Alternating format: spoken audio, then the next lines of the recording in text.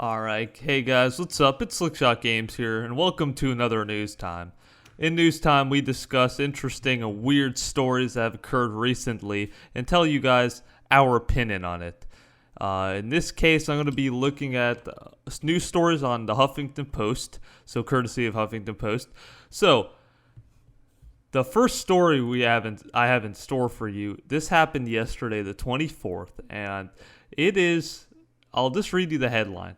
Man gets arrested for not returning VHS rental 14 years ago.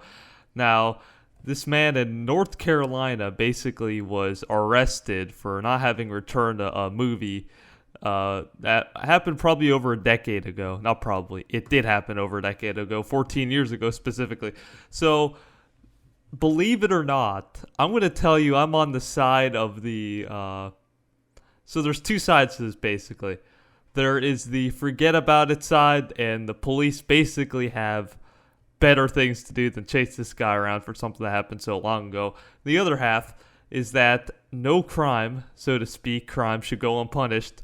And if you're going to hold this and not return it for 14 years, you're going to have to get punished. And believe it or not, I'm on the side of this guy needs some kind of consequence. I mean, if you're going to go rent a movie and you're not going to return it for who knows how long, you're still in possession of it. Therefore, you basically stole the item.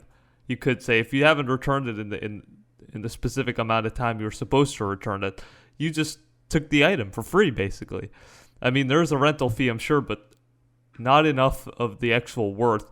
And this was apparently he rented it out of a small family, Blockbuster type of a store that's actually out of business. But still, I mean, it's still not his property, and the fact he had it and just decided to get lazy and not return it, he should still get punished. And yes, I say he was taking his daughter to school or something, and the cops pulled him over for a broken taillight, but ended up actually arresting him. So, in my eyes, I say maybe they shouldn't have gone to that extreme, but definitely have. They did fine him $200, I think it says in the article, or should have. No. They're not gonna. They didn't actually fine him yet, but for a class 3 misdemeanor, they will punish him. Probably with a fine of about $200, and they should have just fined him and not, have arrested him or made this too big of a situation. I mean, it is technically, he should be, punished for this, but not severely, nor should the time 30, 40 minutes be taken out of, the police's time to basically deal with this small matter. So, I mean, that's just what it is, and it's taken it to the extremes. I mean, you rent something out of a shop or whatever, a Blockbuster, a game maybe, and if you don't return it, you start getting, fined and stuff, and eventually, things are going to happen if you don't return it or just react on these fees you start getting for the late fees and such.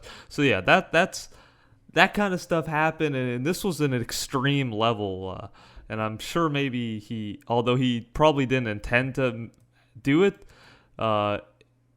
he did it, and I'm sure he was well aware he didn't return it, and 14 years later, he still has possession of it, and I'd like to think he didn't,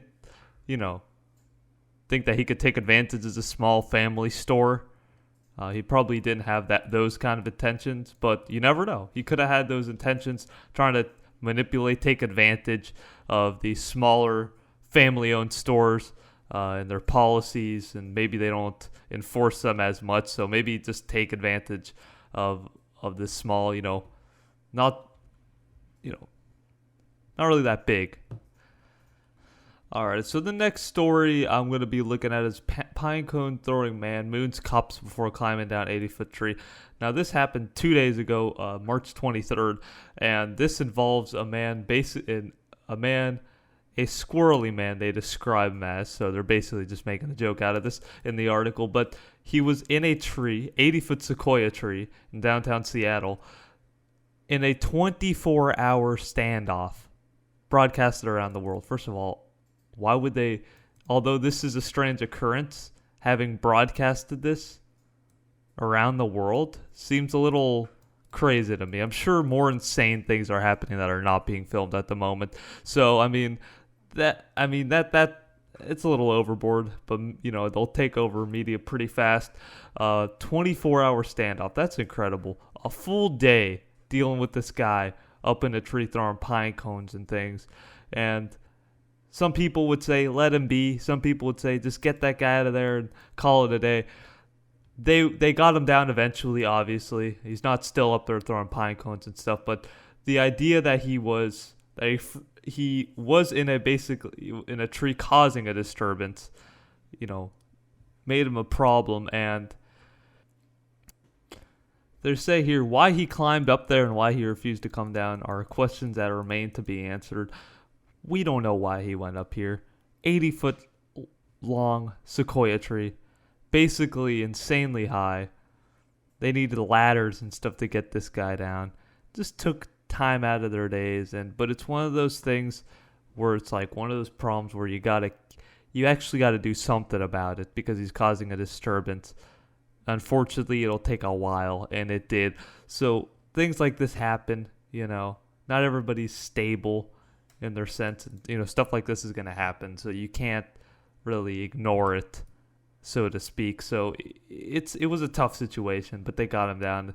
It's almost humorous, the story. It just seems so insane that 24 hours passed and he was just chucking pine cones and apples just all day, basically.